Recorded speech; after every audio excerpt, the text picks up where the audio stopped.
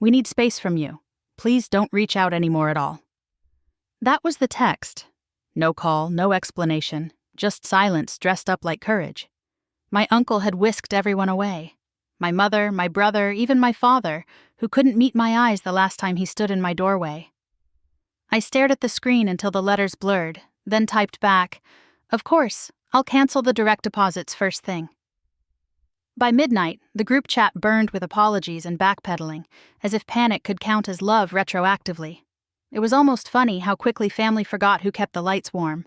My name had been their card on file. Rent, me. Groceries, me. When my brother needed a lawyer, I wired $5,000 and told him to keep his head up. I never asked for interest, only loyalty. That's where I miscalculated. 6 months earlier, I felt the temperature drop. Calls shortened to weather reports. Plans slid off the calendar. When I offered help, my mother's eyes flicked toward my uncle like he held a teleprompter for her conscience.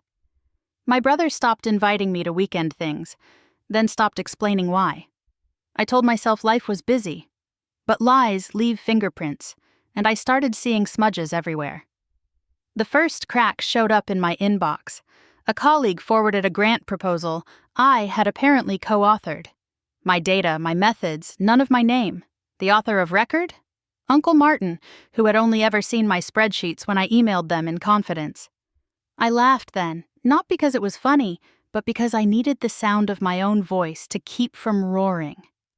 The final proof arrived as a bank statement for an account I never opened, funneling my money into a trust my family conveniently managed. They'd called it help, I called it theft, and I began to keep score. On Monday, I walked into the credit union with a folder and a face that did not invite small talk. Close the joint line, remove all external beneficiaries, and flag any new applications in my name, I said, laying down notarized affidavits like cards at a final table. The manager blinked, then nodded, then started typing. I left with breathing room and a list of case numbers I printed twice. One copy for my lawyer, one for the fire safe under the sink. Next came the house. I changed the locks, updated the alarm phrases, and boxed the last of their abandoned kitchenware. The chipped mug my brother loved, the casserole dish my mother kept forgetting to pick up.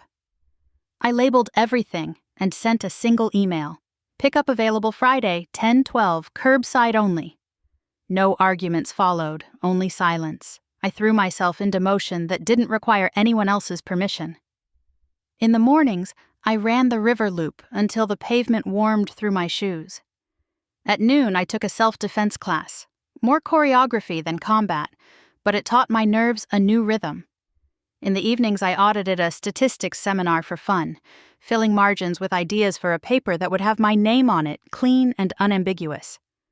A text arrived from an unknown number. "My bad about everything. Can we talk?" I saved the number as boundary and did not reply. Progress wasn't cinematic. It was receipts in a folder, passwords in a manager, a plant on the windowsill learning the sun again. When I finally slept, it was the kind that woke me gently, as if the night itself were practicing care.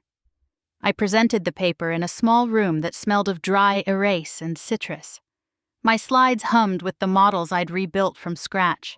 My name alone occupied the title line. Afterward, a woman from the ethics board introduced herself and said the grant tied to my earlier data sets was audited.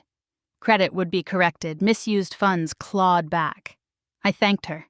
Something heavy clicked, like a lock turning inside. Outside, rain began, light as pencil shavings on the glass, softly. Back home, I wrote a letter I didn't intend to send. "This is my last accounting," I began, listing what I'd given in years and dollars and what I'd learned in returns. Boundaries, patience, the cost of not naming harm, the interest on courage. I signed with the same hand that once signed checks for everyone, then slid the pages into a folder labeled Archive. I took the river path at dusk. The water kept a quiet argument with gravity. I matched it step for step.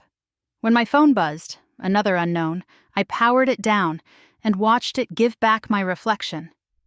Back home, I planted the mug with succulents and set the casserole dish under the window herbs.